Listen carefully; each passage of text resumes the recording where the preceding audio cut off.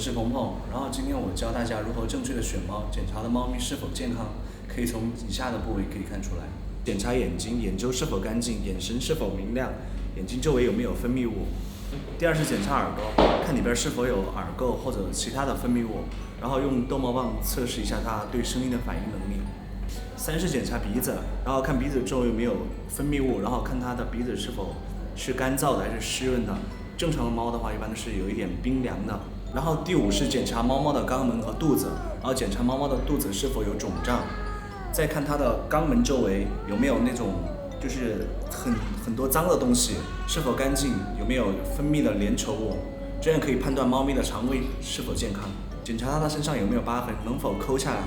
然后看它身上有没有跳蚤。可以跳蚤的话，要仔细的翻一下，如果有跳蚤的话，它身上是会有很多那个黑色的那个跳蚤屎的。